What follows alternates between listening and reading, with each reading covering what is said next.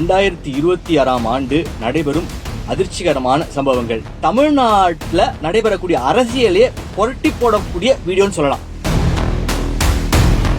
இனி தங்கம் ஏழைகளுக்கு எட்டாக்கனியாக மாறிவிடும். இப்ப யாராவது விஜய் சிஎம் ஆவது உறுதி அப்படின்னு இப்ப நீங்க சொல்றீங்க வச்சுக்கோங்க, நான் என்ன சொல்வேன், கறி எடுத்து வாங்கி வச்சுக்கோங்க. இப்பவே கறி வாங்கி வச்சுக்கோங்க. நடிகர் த்ரிஷா இது யாருக்கும் தெரியாது, நடிப்பதிலிருந்து வருகின்ற ஆண்டு முற்றிலுமாக விலகி விடுவார். விகடன் ரிப்போர்ட்டர் ஒருத்தர் எனக்கு சமீபமா ஒரு வீடியோ ஒன்று அனுப்பிச்சிருந்தாருங்க. அதை பார்த்தோன்னே எனக்கு பயங்கர கோவம் வந்துச்சு. அந்த வீடியோவை பார்த்த உடனே எனக்கு தலை மண்டை உச்சி மண்டை ஏறிடுச்சு. என்னன்னு பாத்தீங்கன்னா, தமிழகத்தில் பல பெருந்தலைகளின் துர்மரண நிகழ்வுகள் ஏற்படும்.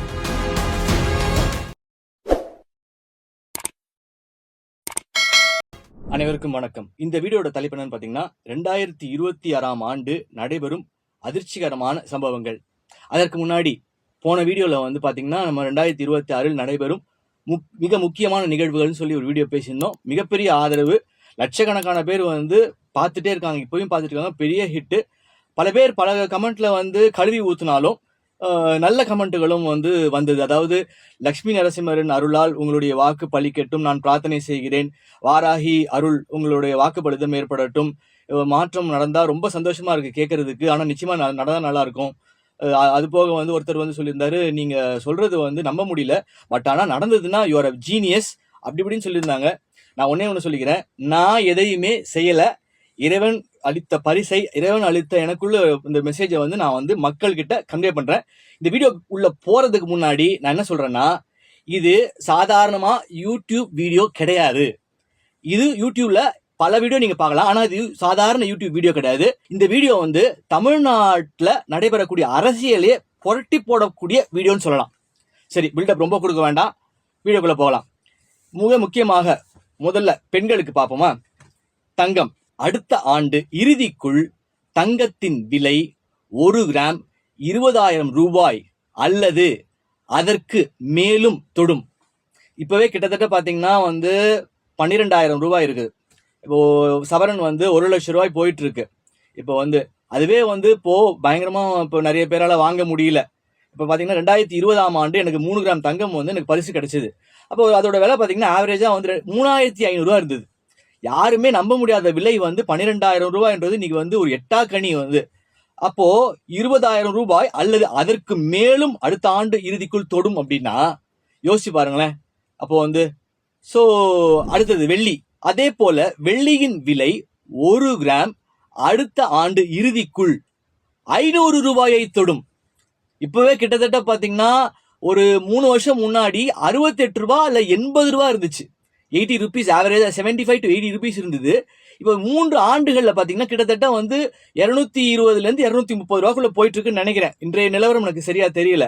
ஆனா அதாவது ஞான மார்க்கமாக வந்த தகவல், அடுத்த ஆண்டு இறுதிக்குள் 500 ரூபாயை தொடும். ஓகே. அதே வேளையில் தங்கம் விலை மிகுந்து அதிகரிப்பதற்கான காரணமாக மற்றும் பாதுகாப்பு கருதியும் மக்கள் வெள்ளி ஆபரணங்களை அணிவதில் ஆர்வம் காட்ட தொடங்குவார்கள்.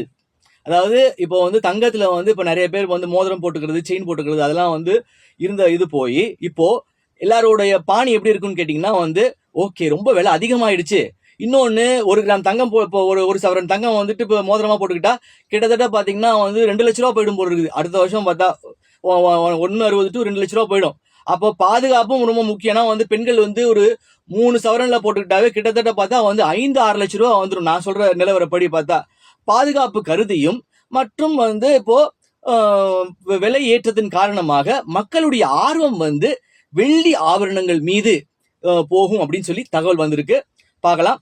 அதே போல இனி தங்கம் ஏழைகளுக்கு எட்டாக்கனியாக மாறிவிடும். அடுத்த ஆண்டு காருக்கு பார்க்கலாம். இப்போ இந்த ஆண்டு கார்களின் விலை ஜிஎஸ்டி குறைந்ததன் காரணமாக எப்படி குறைந்ததோ அதே போல 2026ஆம் ஆண்டு மேலும் கார்களின் விலை குறையும். ஏற்கனவே இப்போ இந்த வருஷம் ஜிஎஸ்டி நரேந்திர மோடி அவர்கள் குறைச்சதன் காரணமாக கார்களுடைய விலை குறைஞ்சிருக்கு. இந்த வருஷமே குறைஞ்சிருக்கு. அடுத்த வருஷம் பாத்தீங்கன்னா அதற்கும் மேல கார்கள் விலை குறையும் சொல்லி தகவல் வந்திருக்கு. அடுத்த ஆண்டு இந்தியாவில் 2026ஆம் ஆண்டு பொருளாதார வீழ்ச்சி ஏற்படும். இந்தியாவில் அதனால் மனை விலை சரியும். நாட்டில் உள்ள பல மக்கள் தாங்கள் கடனில் வாங்கிய புதிய பிளாட்டுகளுக்கு இஎம்ஐ கட்ட முடியாமல் போய் பலருடைய பிளாட்டுகள் அடமானத்திற்கு செல்லும். அதனால் இது போன்ற செகண்ட் ஹேண்ட் பிளாட்டுகள் விற்பனைக்கு அதிகமாக வரும். அதனால் பலர் தாங்கள் வாங்கிய காலி மனையை விற்பதற்கு ஆர்வம் காட்டுவார்கள். அதாவது இப்போ தங்க விலை ஏறிடுச்சுன்னு சொன்னோம், வெள்ளி விலை 500 ரூபா போக போதுன்னு, அது வரலாறு காணாத உச்சம். அப்போ இப்ப எல்லாரும் என்ன நினைக்கலாம், மண்மனை விலையும் ஏறப்போகுது அப்படின்னு நினைக்கலாம். ஆனா வந்திருக்கக்கூடிய தகவல் என்னன்னு பாத்தீங்கன்னா, விலை வீழ்ச்சி அடைய போகுது. மனைகளுடைய இது தமிழ்நாட்டுக்கு மட்டும் பொருந்தாது, இந்தியா மொத்தத்திற்கும் இது பொருந்தும். பலரும் கடனை கட்ட முடியாம பிளாட்டுகள் விற்பனைக்கு, அதாவது அடமானத்திற்கு போய் செகண்ட் ஹேண்ட் பிளாட்டுகள் விற்பனைக்கு வரும் சொல்லி வந்திருக்கு. அதே மாதிரி பலர் இப்போ வித்துட்டா பரவாயில்ல, இப்போ ஓரளவுக்கு பீக்கா இருக்கும் போது வித்துட்டா பரவாயில்ல, அதற்கும் மேல குறைஞ்சா நம்ம சில பேர் வாங்கி போட்டிருப்பாங்க, சரி ஏறும் சொல்லிட்டு. சோ அதனால விற்பார்கள் அப்படின்னு சொல்லி தகவல் வந்திருக்கு. பார்ப்போம். அடுத்தது பங்குச்சந்தை வரலாறு காணாத வகையில் வீழ்ச்சி ஏற்படும். அடுத்தது பெட்ரோல் டீசல் விலை ஒருவேளை ஏறுவது போல் ஏறினாலும் அல்லது ஏறாமலே போனாலும் 2026ஆம் ஆண்டு பெட்ரோல் டீசல் விலை குறையும். அதாவது ஏறும், ஒருவேளை ஏறினாலும் ஏறலாம், இல்ல ஏறாமலே போகலாம். ஆனால் எப்படியோ அடுத்த ஆண்டு இறுதிக்குள் பெட்ரோல் டீசல் விலை குறையும். இது புதிதாக வரக்கூடிய பேட்டரி 2 வீலர் மற்றும் 4 வீலர் பஸ் போன்றவைகளின் பயன்பாட்டினாலும் பெட்ரோல் டீசல் விலை வீழ்ச்சி ஏற்படலாம். இப்ப நிறைய பேட்டரி வந்துருச்சு, பேட்டரி கார், பேட்டரி இப்போ 2 வீலர் வந்துருச்சு, பேட்டரி பஸ் வந்துருச்சு. அதனால விலை வீழ்ச்சி பெட்ரோல் டீசலுக்கான விலை வீழ்ச்சி ஏற்படலாம் சொல்லி வந்திருக்கு. இனி வரும் காலங்களில் மக்கள் பெட்ரோல் டீசல் வாகனங்களை வாங்குவதை விட பேட்டரி தொழில்நுட்பத்துடன் கூடிய வாகனங்களை வாங்குவதிலேயே மக்கள் ஆர்வம் காட்டுவார்கள். அதனால் பெட்ரோல் டீசல் 2 வீலர் மற்றும் 4 வீலர் வாகனங்கள் விற்பனை குறையும். அடுத்தது அமெரிக்க டாலர். அமெரிக்க டாலருக்கு நிகரான இந்திய ரூபாயின் மதிப்பு மேலும் சரிவை நோக்கி செல்லும். இப்ப பாத்தீங்கன்னா ஆல்ரெடி சரிவு தான். இப்போ இன்றைய நிலவரப்படி டிசம்பர் 16 அன்று நிலவரப்படி பாத்தீங்கன்னா 90 ரூபாய் 85 காசு இப்போ போயிட்டு இருந்தது இந்திய ரூபாயின் மதிப்பு ஒரு டாலருக்கு. இன்றைய மதிப்பு பாத்தீங்கன்னா கிட்டத்தட்ட 89 ரூபாய் 58 பைசாவோ இல்ல 65 பைசாவோ ஆவரேஜா வச்சுக்கோங்களேன். இது அடுத்த ஆண்டிற்குள் ஒரு டாலர் 100 ரூபாயை எட்டும் வந்திருக்கு. அதாவது கிட்டத்தட்ட ஒரு டாலர் 100 ரூபாய் கிட்ட போகும் அப்படின்னு சொல்லி தகவல் வந்திருக்கு. அடுத்தது 2026ஆம் ஆண்டை கூட்டினால் வரக்கூடிய கூட்டு எண் 1. அதாவது 1 என்பது நவக்கோள்களின்படி சூரியனை குறிக்கும். அதனால் சம்பாஷணையாக வருகின்ற ஆண்டு உதய சூரியன் உதிப்பதாக எடுத்துக் கொள்ளலாம் அப்படின்னு சொன்ன உடனே திமுக அனுதாபிகள் எல்லாம் என்ன சொல்லுவீங்க, இப்போ உதயசூரியன் உதிக்க போகுது அப்படின்னா நாங்க தான் ஜெயிக்க போறோம், உதயசூரியன் தான் மறுபடியும் ஜெயிக்க போகுது அப்படின்னு சொல்லி நீங்க எடுத்துக்கலாம். அது இல்ல பொருள். இதன் பொருள் 2026ஆம் ஆண்டு அதிசயத்தக்க ஒரு மனிதன் உதயசூரியனாய் உதிப்பான், உண்மையான உதயசூரியனாய் உதிப்பான். அந்த அதிசயத்தக்க மனிதனின் செய்கைகளும் அதிசயத்தக்க வகையில் இருக்கும். அந்த அதிசய மனிதனை காண்பதற்கு மக்கள் அலைக்கடல் என திரள்வார்கள். இதுதான் தகவல். அதிசயத்தக்க மனிதன், அதாவது உதயசூரியனாய் ஒரு அதிசயத்தக்க மனிதன் உதிப்பான்னு சொல்லி வந்திருக்கு. இதெல்லாம் நீங்க சம்பாஷணையா சொல்றது, நீங்க வெயிட் பண்ணி பார்க்கணும். அடுத்தது மிக முக்கியமான விஷயம், எந்த ஒரு மனிதனும் இதை சொல்லியிருக்கவே மாட்டான். இதை நான் பெருமைக்காக சொல்லல, இதை சாதாரணமா நீங்க எடுத்துப்பீங்க. இப்ப நான் சொல்ல போறது அடுத்த மேட்டர் ஆனா நடக்கும் போதுதான் உங்களுக்கு எப்படி இந்த ஆள் சொன்னான்றது உங்களுக்கு புரியும். சோ நிறைய பேர் கழுவி ஊத்துனாங்க, இது ஞானம் இல்ல சாணம் அப்படின்னு சொல்லிட்டு. ஒன்னும் பிரச்சனை இல்லை, அவன் மனித நிலையில, மக்கள் ஈத்திர மனித நிலையில இருக்கிறான். அவன் இதான் விவேகானந்தர் சொல்றாரு, மக்கள் இடிநிலையில இருக்கிறான், அவன் பன்றியை போல உழன்று கொண்டு இருக்கிறான், அவனுடைய ஆற்றல் அவனுக்கே தெரியலன்னு சொல்றாரு. அதனால அவனுக்குள்ள என்ன இருக்கோ, உனக்குள்ள என்ன இருக்கோ அதுதான் நீ வெளியே பார்ப்ப. ஞானம் இல்ல சாணம்னா அது நீ அது சாணமா ஞானமா அப்படின்றது உனக்கு நடக்கும் போதுதான் உனக்கு புரியும். அதனால நான் ஆர்கியூ பண்ண விரும்பல. பைத்தியம், மென்டல், லூசு, நடக்காது, இது என்னமோ சொல்லி ஓகே ஃபைன், ஓகே பிரச்சனை இல்லை. 2026ஆம் ஆண்டு ஒரு மிக பெரும் அதிசயத்தக்க நிகழ்வாக முன்னொரு ஜென்மத்தில் ஒரு தாய் தன் ஒரே மகன் மீது மிகுந்த அன்புடன் இருந்தாள். ஒரு தாய் வந்து முன்னொரு ஜென்மத்துல ஒரு தன் ஒரே மகன் மீது மிகுந்த அன்போட இருந்தாங்களாம். அந்த மகன் திடீரென ஏதோ காரணங்களால் துர்மரணத்தில் இறந்து போகிறான். ஓகே, இறந்து போயிடுறாரு. அந்த மகன் வந்து துர்மரணத்துல சூசைட் அட்டம்ப்டோ இல்ல வந்து ஆக்சிடென்ட்டோ இறந்து போயிடுறாரு. தன் ஒரே மகனை இழந்த தாய் மிகுந்த வேதனையுடன் வாழ்ந்து இறந்தும் போகிறாள். அந்த தாயும் மகனும் இருவரும் ஒருவரை ஒருவர் சந்தித்து தங்கள் பூர்வீக பந்தத்தை இப்பிறவியில் இணைத்துக் கொள்கிறார்கள். அவர்கள் வந்து அதாவது அவங்க விட்டு போன அந்த பந்தம், ரெண்டு பேரும் தாயும் மகனும் இருக்குல்ல, அவங்க வந்து இப்போ அடுத்த ஆண்டு நடைபெறக்கூடிய வருங்காலங்களில் வந்து ரெண்டு பேரும் வந்து சந்தித்து அவர்கள் வந்து பூர்வீக பந்தத்தை இணைத்துக் கொள்கிறார்களாம். இந்நிகழ்வு 2026 ஆண்டு வரலாற்றில் உலகில் உள்ள அனைத்து பத்திரிகைகளிலும் வியந்தும் சுவாரஸ்யமாகவும் விவரிக்கப்படுகின்றது. இதை பற்றி உலகில் உள்ள அனைத்து ஊடகங்களும் பேசுவார்கள். அதாவது சாதாரணமா நீங்க எடுத்துப்பீங்க இந்த விஷயம். நான் சொல்றது வந்துட்டு சொல்றேன்னா, வந்த தகவல் என்னன்னா பெரிய விஷயம். அதாவது தாயும் மகனும் பிரிஞ்சுட்டாங்க. இது வந்து இந்த இந்த இதுல வேணா நிறைய பேர் சொல்றாங்களே பூர்வ ஜென்மம் கிடையாது, முன்னொரு ஜென்மம், ஒரே ஜென்மம் தான் வந்து இதெல்லாம் போலி ஹம்பக்குன்னு சொல்றாங்களே, அதெல்லாம் உடைக்கும் விதமாக முன்னொரு ஜென்மத்துல இருந்தவங்க வந்து இப்ப கனெக்ட் ஆகி ரெண்டு பேரும் சந்தித்து இருவரும் இணைகிறார்கள். இத வந்து உலக மீடியா, இது வந்து சாதாரணமா நீங்க எப்படி எடுத்துக்கிறீங்க தெரியாது, நடக்கும் போது உலக மீடியா மொத்தமும் பேசும்னு சொல்லி வந்திருக்குது. ரைட்டு, முடிஞ்சிருச்சு. ஆட்சி மாற்றம் நடைபெறுகின்றது. முதல்வர் நாற்காலியில் 100% மாற்றம் ஏற்படுகின்றது. இப்ப நான் என்ன சொல்லுவேன், வந்து யாராவது இப்ப நிறைய ஜோதிடர்கள் சொல்லிட்டு வர்றீங்க, நிறைய பேர் பெரிய பிரசித்தி பெற்ற ஜோதிடர்கள்லாம் சொல்லிட்டு வர்றீங்க. இப்ப யாராவது விஜய் சிஎம் ஆவது உறுதி அப்படின்னு இப்ப நீங்க சொல்றீங்க வச்சுக்கோங்களேன், நான் என்ன சொல்லுவேன், கறி எடுத்து வாங்கி வச்சுக்கோங்க. இப்பவே கறி வாங்கி வச்சுக்கோங்க. நீங்க சொல்றீங்கல்ல, யூஸ்வலா வந்து இப்போ அதான் சொல்றது, ஒரு ஞான மார்க்கமா இல்ல ஜோதிடமா யூஸ்வலா சொல்லிட்டே வரீங்க. இப்போ திமுக தான் ஜெயிக்கும், ஒருத்தர் பெரிய வந்து ஒரு சாமியார் மாதிரி ஒருத்தர் வந்து ரொம்ப பாரம்பரியமா இருக்கிறவரெல்லாம் வந்து இப்போ இதுதான் வரும் அதுதான் வரும், இது இல்ல அந்த கால்குலேஷன் சொல்லிட்டு எல்லாமே சொல்லிட்டு வராங்க. இப்ப யாராவது சொல்றாங்க இப்போ மறுபடியும் திமுக தான் வரும், மறுபடியும் இல்ல விஜய் சிஎம் ஆவது உறுதி அப்படின்னு சொல்றாங்க அப்படின்னா, நீங்கள் கரியை வாங்கி வைத்துக் கொள்ளுங்கள்.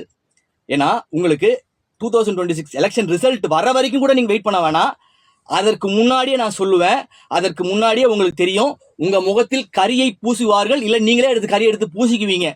அந்த அளவுக்கு நான் சொல்றது உறுதியாக, சாதாரணமா இல்ல, உறுதியாக 100% நடந்தே தீரும். நிச்சயமாக தமிழ்நாட்டிற்கு புதியதாக ஒருவன் தான் தமிழ்நாட்டை ஆளப் போகிறான், தமிழ்நாட்டை ஆட்சி செய்ய போகிறான். இதை நம்பவே முடியாது. இதை பொறுத்திருந்து நீங்கள் அனைவரும் பாருங்கள். இப்போ ஒரு ஜோதிடர் பாக்குறேன், இப்ப நம்ம இப்போ வீடியோ போட்ட உடனே, இப்போ லாஸ்ட் வீடியோல போடும்போது இப்போ நிறைய பேர் வந்து அஜித்தை சொல்றாரா, யார் அந்த புதிய மனுஷன், யாருப்பா சொல்றாரு அப்படின்னு சொல்லிட்டு, இப்போ ஒரு பிரசித்தி பெற்ற ஒரு ஜோதிடர் சொல்றாரு, அஜித் வந்து அரசியலுக்கு வருவார் அப்படின்னு சொல்றாரு. அரசியலுக்கு வருவார், பிரசித்தி பெற்ற ஜோதிடர் அவர். நான் அவருக்கு சவாலே விடுறேன், சார் பாருங்க சார், அஜித்துக்கு திரைத்துறை சகாப்தம் இத்துடன் அந்த குட் பேட் அக்லி படத்துடன் நிறைவடைந்தது சார், முடிஞ்சு போச்சு சார் திரைத்துறை சகாப்தம். அடுத்தது அவருடைய எதிர்கால வாழ்க்கை இருக்குல்ல, அது வந்து பாத்தீங்கன்னா சூன்யம் சொல்லுவேன். உங்களுக்கு சேலஞ்ச் பண்றேன் சார், நீங்க சொல்றீங்கல்ல அரசியலுக்கு வராருன்னு சொல்றீங்களே, அந்த பிரசித்தி பெற்ற ஜோதிடர் பெயரை நான் வந்து மரியாதை நிமித்தமாக சொல்ல விரும்பவில்லை. நான் உங்களுக்கு சேலஞ்ச் பண்றேன் சார், அவருடைய வாழ்க்கை, இதற்கு பிறகு எதிர்கால வாழ்க்கை சூன்யம்னா நான் என்னன்னு சொல்லி நான் வந்து விவரிக்க விரும்பல, அதை வந்து அதுக்குள்ள நான் போக விரும்பல, சூன்யம்னு சொல்லிட்டேன். அதை மக்கள் எல்லாம் பொறுத்திருந்து வேடிக்கை பாருங்க. அடுத்தது நடிகர் கமல் 2026 தேர்தலுக்கு பின் நடைபெற போகும் சம்பவங்களால் அரசியலில் இருந்தும் சினிமாவில் நடிப்பதில் இருந்தும் முற்றிலுமாக விலகி விடுவார். அதே வேளையில் அவருடைய கடனை அடைப்பதற்கு திரைப்படங்களை தயாரிக்கலாம். ஓகே, ஸோ அவர் வந்து நடிக்கிறதுல இருந்து 2026 தேர்தலுக்கு பிறகு அவர் வந்து அரசியலிலிருந்தும் முற்றிலும் விலகி விடுவார் நடைபெறக்கூடிய சம்பவங்களால, மற்றும் சினிமாவில் நடிப்பதிலிருந்தும் முற்றிலுமாக விலகி விடுவார்னு வருது. அதே நேரத்தில் அவருடைய கடனை அடைப்பதற்கு அவர் திரைப்படங்களில் நடிக்கலாம்னு சொல்லி வருது. அடுத்தது பார்த்தா த்ரிஷாவோட ஃபேன் போல இருக்கு, அவங்க வந்து கமெண்ட்ல கேட்டிருந்தாங்க, இந்த மாதிரி நாஸ்ட்ராடமஸ் வந்து என்ன சொல்றாரு, நடிகை த்ரிஷாவுக்கு என்ன சொல்றாரு, நடிகை த்ரிஷாவுக்கு வந்து இப்போ வெகு நாளா திருமணம் நடக்கல, இப்போ வந்துட்டு கேன்சல் ஆகி வந்தது. இப்போ த்ரிஷாவுக்கு திருமணம் நடக்குமா அப்படின்றத பார்ப்போமா? திருமணம் நடக்குமா? நான் சொல்றப்ப என்னன்னா, நடிகை த்ரிஷா இது யாருக்கும் தெரியாது, நடிப்பதிலிருந்து வருகின்ற ஆண்டு முற்றிலுமாக விலகி விடுவார். ஆல்ரெடி நிறைய பேருக்கு தெரியாது, அவர் இப்போவே நடிக்கிறதுலேருந்து மொத்தமாக விலகிட்டார். அதை விட புதிய தகவல் என்னன்னா, அவர் வந்து ஏதோ ஒரு பாக்கி ஒரு படமோ 2 படமோ இருக்கும்னு நினைக்கிறேன் அவர் நடித்தது. அந்த திரைப்படங்கள் ஒருவேளை வராமல் போகலாம், அவர் நடித்த திரைப்படம் வராமல் போகலாம், அல்லது அவர் நடித்த காட்சிகள் அனைத்தையும் நீக்கிவிட்டு அத்திரைப்படங்கள் வெளிவரலாம். ஓகே, ஸோ அடுத்த ஆண்டு வருகின்ற ஆண்டு நடிகை த்ரிஷா நடிப்பதிலிருந்து முற்றிலுமாக விலகி அவருக்கு 2026 இறுதிக்குள் திருமணம் நிச்சயமாக நடைபெறுகின்றது. இது 100 இல்லை 200% நடைபெறுகின்றது. அதனால பொறுத்திருந்து பாருங்க.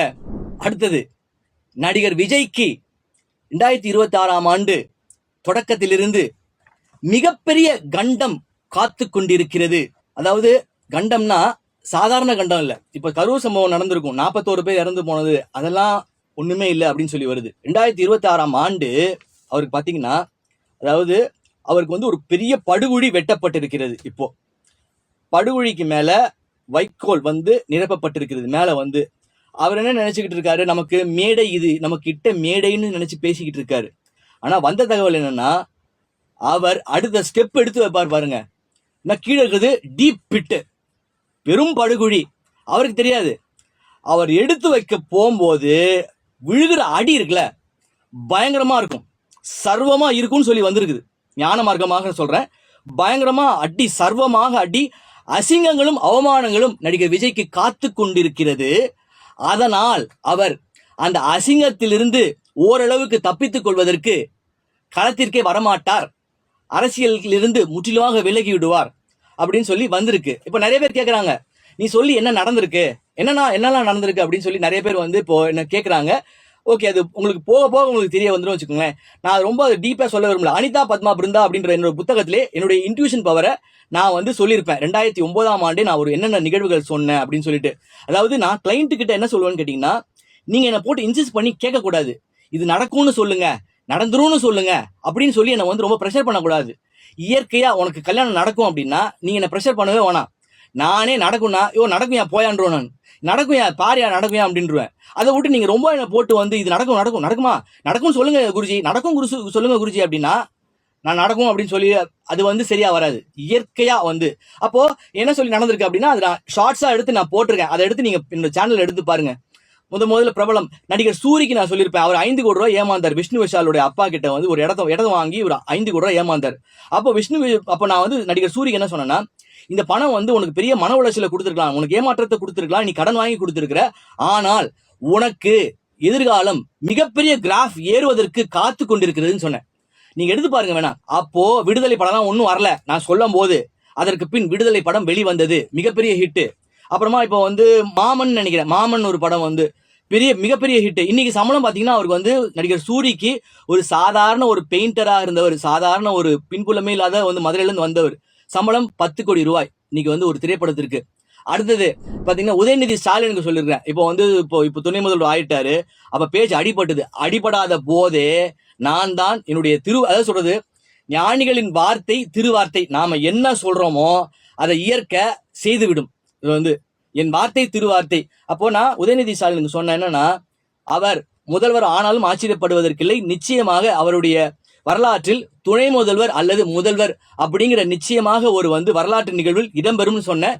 அதே போல நான் சொல்லி முடிச்சு 1 இயர் கழிச்சு அவருக்கு வந்து துணை முதல்வர் ஆனார். நான் தான் வாரிசு திரைப்படம் போது ஏதோ ஒன்று வாயில அடிச்சு விட்டேன்னு கூட சொல்லலாம். நீங்க அந்த படத்துக்கு அப்புறம் படம் வராதுன்னு சொல்லியிருப்பேன், ஒரு படம் வராதுப்பா அப்படின்னு சொல்லியிருப்பேன். ஓகே, இப்போ வந்து கிட்டத்தட்ட பார்த்தா ஜனநாயகன் வந்து இப்போ அவருடைய கடைசி படம். அதற்கு பிறகு அவர் நடிப்பாரா, அரசியலில் விலகிட்டா நடிப்பாரா? நிச்சயமாக நான் சொல்றேன், அவருடைய மொத்த இமேஜும் டேமேஜ் ஆயிடும். இப்போ வந்து நடக்க போற சம்பவங்களால அவருடைய மொத்த இமேஜும் டேமேஜ் ஆகும். அதற்கு பிறகு அவர் நடிக்கிறதெல்லாம் மக்கள் வந்து எப்படி ஏற்றுக்கொள்வார்கள், அல்ல அவரே நடிப்பாரா அப்படின்றது சான்ஸே கிடையாது. அஜித்துக்கும் நான் சொல்லியிருக்கிறேன், அதே ஒரு ஒரு 3 ஆண்டுகளுக்கு முன்னாடி நடிகர் அஜித் வந்து நடிப்பதிலிருந்து விலகி விடுவார்னு சொல்லியிருக்கேன். அதெல்லாம் நீங்க எடுத்து பாருங்க. ஏன்னா நீ கேக்குறீங்கல்ல வந்து நீ சொல்லி என்ன நடந்திருக்குன்னு சொல்றீங்களா, அதனால நான் வீடியோ எடுத்து போட்டிருக்கேன். நீங்க பார்க்கலாம், ப்ரூஃப் அதுல இருக்கு. அவ்வளவுதான். இப்ப நான் பாத்தீங்கன்னா என்னன்னா, இப்போ இந்த கட்டெரும்பு சேனல் இந்த மாதிரிலாம் ஒரு சேனலுக்குலாம் நிறைய பேட்டி கொடுத்துருப்பேன். நான் கொடுத்துருக்க கூடாது. இப்போ நான் ஒரு விகடன் ரிப்போர்ட்டர் ஒருத்தர் வந்து எனக்கு வந்து சமீபமா வந்து எனக்கு வந்து ஒரு வீடியோ ஒன்று அனுப்பிச்சிருந்தாருங்க. அதை பார்த்தோன்னே எனக்கு பயங்கர கோவம் வந்துச்சு. அந்த வீடியோவை பார்த்த உடனே எனக்கு தலை மண்டை உச்சி மண்டை ஏறிடுச்சு. என்னன்னு பாத்தீங்கன்னா, இக்பால்ன்ற ஒரு நபர் வந்து என்னுடைய பாட்டை வந்து இளையராஜா திருடி விட்டார் அப்படின்னு சொல்லி இந்த கட்டெரும்பு கூட எடுத்து போட்டிருப்பான். அந்த வீடியோ எடுத்து போட்டிருப்பான். அதை வந்து ஒரு பேட்டி எடுக்கிறாரு. எடுத்துட்டு அதை வந்து எனக்கு அனுப்புறாரு. அவர் எடுத்த பேட்டி எனக்கு அனுப்புறாரு. அதாவது நான் 10 வயசா இருக்கும்போது வந்து இப்போ இளையராஜாக்கு 25 வயசு, என் பாட்டெல்லாம் திருடி விட்டாரு வந்து பார்த்தா அவன் அடிச்சு விடுவான். நான் சாத்தி விடுவேன். சாத்தி அவனை வந்துட்டு ஏதோ ஒரு இப்போ அதாவது அந்த மாதிரி ஒரு மென்டல் கேஸ் இருக்கு பாத்தீங்களா, அந்த மென்டல் கேஸையும் என்னையும் ஒன்னா எடுத்துக்கிறானுங்க. எடுத்துட்டு இவர் வந்து எனக்கு அனுப்புறாரு. எனக்கு புரியல வந்து நினைக்கிறேன் அந்த இக்பால் இந்த முண்டத்துக்கு வந்து என் பாட்டை திருடி விட்டாருன்னு சொல்றல, போய் கேஸ் போடுறான். வந்துட்டு கேஸை வேணா போடுங்க. வந்து அதை விட்டு இந்த பைத்தியங்கள் எல்லாம் வச்சு என்ன சொல்றது, அந்த பைத்தியத்தையும் என்னையும் கம்பேர் பண்றாராம் அவரு. ஓகே, நீங்க நடக்க போறது பார்க்க போறீங்க. நான் சொல்லுவேன், அந்த ரிப்போர்ட்டருக்கு நான் என்ன சொல்லுவேன், அவர் என்னை பேட்டி எடுத்துருக்காரு. பாவம் மனித நிலையில வந்து ஏதோ அமிச்சிட்டாரு. சோ என்ன சொல்றது, அவரும் அந்த இக்பாலும் நானும் ஒன்னா. ஓகே சரிப்பா, ரைட்டு, நடக்க போகுதுல்ல, இப்போ பாருங்க. வந்து அடுத்தது, அரசியலில் தன்னை ஒரு மிக பெரும் மனக்கோட்டை கட்டி கொண்டிருக்கும் ஒரு அரசியல் புள்ளி 2026 தேர்தலுக்கு பின் அரசியலில் அனாதையாகி விடுவார். அதற்கு பின் அவருடைய எதிர்காலமும் சூன்யமாகவே இருக்கும். அரசியல் தலைவருன்ட்டேன், அரசியல் புள்ளின்ட்டேன். சூசகமா சொல்றேன், யாருன்னா சொல்லல நான். நீங்களே புரிஞ்சுக்கோங்க, நடக்கும்போது உங்களுக்கு தெரியும். அவர் வந்து 2026 தேர்தலுக்கு பின்னர் அரசியலில் அனாதையாகி விடுவார். பேராசை பெருநஷ்டம் அப்படின்னு கேள்விப்பட்டிருப்போல, அதை அவருடைய வாழ்க்கையில் அவர் பார்ப்பார்னு சொல்லி வந்திருக்கு. ஓகே, அடுத்தது 2026 ஆண்டு தமிழகத்தில் பல பெருந்தலைகளின் துர்மரண நிகழ்வுகள் ஏற்படும். அது சினிமாவில் அல்லது அரசியலிலும் இருக்கலாம்.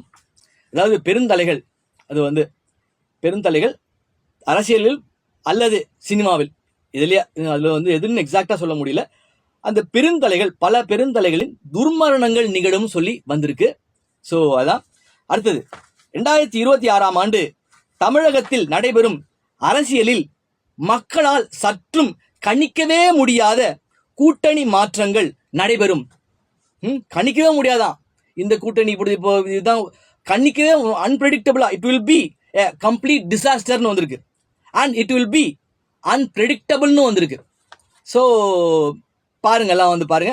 ஓகே, லாஸ்ட் ஹைலைட்டே தான். ஏஎல் சூர்யா என்கிற நபர் 2026 ஆண்டு ஒரு யூனிக் பெக்யூலர் பர்சனாக தோன்றுவார். பல அரசியல்வாதிகள் தமிழ்நாட்டில் அல்ல, இந்திய அளவில் அவரை பார்க்க வேண்டும். இந்த மனிதர் யார், ஏஎல் சூர்யா என்பவர் யார், பார்க்கணும், அவரை பார்க்கணும் என்று நினைப்பார்களாம். ஜோதிடர்களுக்கு நான் சேலஞ்ச் பண்றேங்க, ஞானம் பெரியதா ஜோதிடம் பெரியதா என கேட்டால் ஞானம்தான் பெரியது என ஜோதிடர்களாகிய நீங்களே ஒத்துக்கொள்வீர்கள். அது சொல்றேன். இப்போ நான் என்னை பத்தியே நான் சொல்லக்கூடாது. அதாவது 2026 ஆண்டு ஏஎல் சூர்யா என்கிற நபரை தமிழ்நாட்டு ஊடகம் கிடையாது, இந்தியாவில் உள்ள பெரிய பெரிய ஊடகங்கள் பேட்டி கேட்கும். அப்பேற்பட்ட ஒரு சம்பவங்கள், அவர் சொல்லிய சம்பவங்கள் நடைபெறும், சொல்றதுக்கு மேலே நடக்கும். ஸோ இதை நான் பில்டப்காக நான் சொல்லலை. கடைசியாக வந்து பார்த்தீங்கன்னா, அதாவது இந்த ஜோதிடர் முருகேசன் சொல்லி நான் வந்து போய் பார்த்தேங்க. ஓகேங்களா, நான் யாருமே நான் பொதுவாக நான் பார்க்க மாட்டேன் வந்து. ஏன்னா நானே ஒரு சொல்கிறேன் வந்து, இப்போ எத்தனையோ பேர் வந்து என்ன வந்து பார்க்குறாங்க. இப்போ இந்த வீடியோ பார்த்துட்டு எனக்கு ஏகப்பட்ட ஜோசியம் எனக்கு வந்து பார்க்க சொல்லி எனக்கு வந்தது. இந்த மாதிரி பாருங்க, அதாவது அதில் என்ன சொல்லியிருப்பாங்கன்னு கேட்டிங்கன்னா, நீங்கள் சொல்கிறத வந்து நம்ப முடியலன்னாலும், ஆனால் நீங்கள் பேசுகிற விதம் இருக்குது பாருங்க, அவ்வளோ கான்ஃபிடென்ட்டாக இருக்குது, அது ஒரு பெரிய நம்பிக்கையை ஏற்படுத்துது.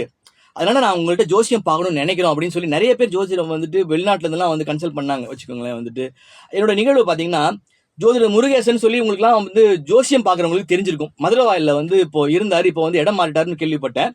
இப்போ வந்து பயங்கர கூட்டம் வருங்க, அவருக்கு டாக்டர்கிட்ட பார்க்குற மாதிரி கூட்டம் வரும். அப்போ அவரை பற்றிலாம் சொல்கிறாங்கன்னு சொல்லிட்டு இந்த ஜேஎஸ்கே கோபின்றவர்லாம் வந்து பெரிய முருக பக்தராச்சே, அவர்லாம் அப்பா 52 அவர் சொன்னார்னா அவர் இத்தனை பசங்கன்னு சொல்லுவாரு, 2 பசங்க இல்லை ஒரு பொண்ணு ஒரு பையன் வந்து கிளீனா எல்லாமே சொல்லுவாரு அப்படின்னு சொல்லாருன்னு சொல்லிட்டு எனக்கு கொஞ்சம் நேரம் சரியில்லைங்க. நான் வந்து கும்ப லக்னம், வந்து ஓகேங்களா. செவ்வாய் திசை நடக்குது. கும்ப லக்னம்னா அங்க சனியோட வீடு வந்து சனியும் செவ்வாயும் மிகுந்த பகையா செவ்வாய் திசை நடக்குது எனக்கு வந்துட்டு. இப்போ கிட்டத்தட்ட ஒரு 6 வருஷம் வந்து முடிய போது வச்சுக்கோங்களேன்.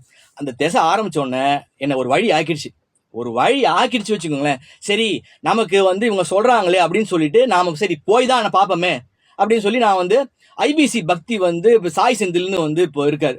அவர் தான் எனக்கு ஃப்ரெண்ட் ரிக்வஸ்ட் கொடுத்தாரு ஃபேஸ்புக்ல. சரி அவரை தொடர்பு கொண்டு எப்படி பாக்குறது என்ன பயங்கர கூட்டமா இருக்குன்னா அவர் எனக்கு எந்த உதவியும் பண்ணல வச்சுக்கோங்களேன்.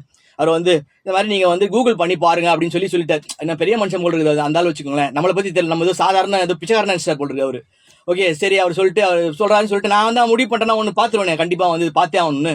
சரி என்னதான் ஆகும்னு சொல்லிட்டு நான் வந்து ஒரு நாள் கிளம்பி போயிட்டேங்க. கிட்டத்தட்ட ஒரு 1.5 வருஷம் இருக்கும். அன்னைக்கு காலைல வந்து 4 மணிக்கே வந்துட்டாங்க. காலைல வந்து முருகேசனை பாக்குறதுக்கு ஊர்ல இருந்துலாம் வந்து வெயிட் பண்ணிட்டு இருந்தாங்க. வந்து பக்கத்துல ஒரு டீ கடை, அவர் தான் டோக்கன் கொடுத்தாரு. வந்து இப்போ ஒரு ஆர்டர் லைன் பைல 1 by 1 வந்து நம்மளே அண்டர்ஸ்டாண்ட் பண்ணி போகணும். அப்போ 4 மணிக்கு நான் அவர் பார்த்தேங்க வந்துட்டு. ஓகேங்களா. பிரபஞ்சம் இருக்குல்ல, இந்த பிரபஞ்சம் வந்து இந்த ஏழு சூர்யாவில் இப்போ நான் உங்களுக்கு எப்படி தகவல் சொல்றேன் இந்த மாதிரி இந்த விஷயங்கள் இதெல்லாம் அப்படின்னு சொல்றேன். அது மாதிரி ஒன்று என்னை பிடிச்சி தள்ளும் போடுறது. அதான் ஞானம்ன்றது. போய் தள்ளும் போடுறது. போய் தள்ளி சத்தியமா சொல்றேன் ஏன்டா போனேன்னு ஆயிடுச்சு. ஏன்டா இவரை பார்த்தேன்னு ஆயிடுச்சு. வந்து எனக்கு இப்போ பார்த்துட்டு ஆக்சுவலி அவர் வந்து இப்போ ஒண்ணுமே சொல்லலைங்க எனக்கு பார்த்துட்டு. ஆனா இப்போ நான் சொல்றேன் அவர் வந்து நீங்க என்ன சொன்னாரு, நீங்க சாய் செந்தில கூட்டிட்டு வாங்க ஜாதகம் பார்க்கலாம் அப்படின்னாரு. ஆனா ஒரே ஒரு வார்த்தை மட்டும் சொன்னார். அவர் என்ன சொன்னாருன்னா வந்து என்கிட்ட நான் கொடுத்த பணம் கொடுத்தாங்க, நான் பணத்தை வாங்கிக்கலங்க. அவரு நான் கொடுத்த பணத்தை வாங்கிக்கல, அவரு வேணான்ட்டாரு அவரு. ஓகேங்களா. அவருக்கு நான் ஆன்மீகவாதின்னு தெரிஞ்சு போச்சு. அது சொன்னார் நீங்க பெரிய ஜோசியருங்க, நீங்களே ஒரு பெரிய ஜோசியருங்க வந்து அப்படின்னு சொன்னாரு. ஓகேங்களா. அது ஓகேங்க, அது வந்து ஓகே. மற்றபடி அவர் வந்து ஏதோ ஒரு காரணங்களுக்காக நீங்க சாய் செந்தில கூட்டிட்டு வாங்க அப்படின்ட்டாரு. சாய் செந்தில நான் எனக்கு புரியல. நான் வந்து உடனே போன் அடிச்சேன் அவருக்கு. போன் அடிச்சு இந்த மாதிரி வந்து சொல்றாருங்க அப்படின்னும் போது எனக்கு புரியல. அவருக்கு தகவல் நான் மெசேஜ் போடுறேன். மெசேஜ் பாவம் வந்து துரை வந்து ரிப்ளை கூட பண்ண மாட்டார் போட்டுருக்கு. சாய் செந்தில் வந்து அந்த அளவுக்கு பெரிய மனுஷன் போட்டு வச்சுங்களேன்.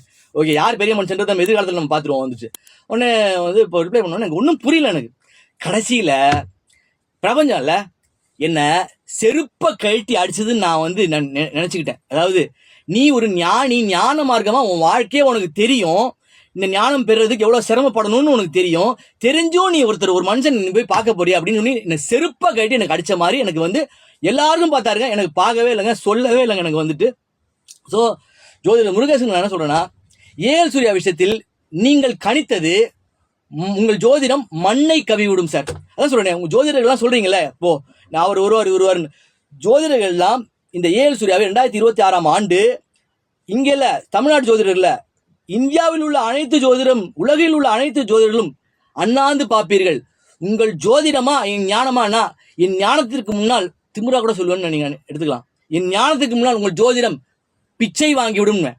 பிச்சை வாங்கிடும். I'm sorry to say this. அப்போ என்னோட லக்னம் வந்து கும்ப லக்னம். கும்பம்னா என்னது, காற்று. அப்போ வந்து இப்போ நான் அப்படி இன்ட்யூஷன் எனக்கு ஜாஸ்தி வருதுன்னு சொல்றேன்ல. இப்போ காற்று ராசி அது வந்துட்டு லக்னத்தில் கேதுனா வந்து ஞானகாரகன். ஓகேங்களா. ஓகே அது லக்னத்தை வந்து 2 ராஜகிரகம் பார்த்தாவே வந்து வெற்றி பெறுவான்னு அர்த்தம். இப்போ ஒரு ஜாதகத்தை பார்க்கறோம்னா ஒரு ரவுண்ட் கிளாக் நான் பார்ப்பேன். வந்துட்டு பார்த்துட்டு இந்த ஜாதகம் ஜெயிக்கும் இல்லை ஜெயிக்காதுன்றத வந்து ஒரு சின்ன கால்குலேஷன் நம்ம சொல்லிடுவோம் வச்சுக்கோங்களேன். அது ஒரு கால்குலேஷன் வச்சிருப்போம். அப்போ என்னுடைய லக்னத்தை 4 ராஜகிரகம் பார்க்குது. ஓகேங்களா. 4 ராஜகிரகம் பார்க்குது. அது போக மேஷத்தில் சூரியன் உச்சமாகி இருக்கிறார். அங்க வந்து உச்சமாகி இருக்கக்கூடிய சூரியனை குரு பார்க்கிறார். அப்போ இது ராஜயோகமான ஜாதகம். இதை நீங்க வந்து எதிர்காலத்துல நீங்க பாப்பீங்க. அப்ப நீ ஏன்டா நீ ஒருத்தனை தேடி போனேன்னு எனக்கு செருப்பை கழட்டி அடித்தது போல் இருந்தது. அதனால வந்து தவறா எடுத்துக்க வேண்டாம். ஜோதிடர் முருகேசன் அவர்கள் என்னுடைய வாழ்க்கையை பார்ப்பார்கள். ஸோ தொடர்ந்து இது மாதிரி பரபரப்பான விஷயங்களை, இறைவன் கொடுக்கக்கூடிய விஷயங்கள், நான் வந்து யூடியூப்ல ரெகுலரா வீடியோ போடுற ஆள் கிடையாது. இப்போ எனக்கு என்ன தகவல் வருதோ ஸ்பிரிட்டா எனக்கு வந்ததுன்னா அந்த தகவலை நான் ஒரு கருவி மட்டுமே, என்னை நான் தரம் தாழ்த்தி கொள்கிறேன், தன்னைத்தானே தாழ்த்தி கொள்கிறேன். நான் வந்து பெரிய ஒரு ஞானி, நான் எனக்கு எல்லாம் தெரியல. எனக்கு தகவல் வந்தால் யூடியூப்ல நான் வந்து மக்கள் கிட்ட சொல்லு அப்படின்னு சொல்லி இறைவன் வந்து சொன்னார்னா நான் சொல்லுவேன். அவ்வளவுதான்.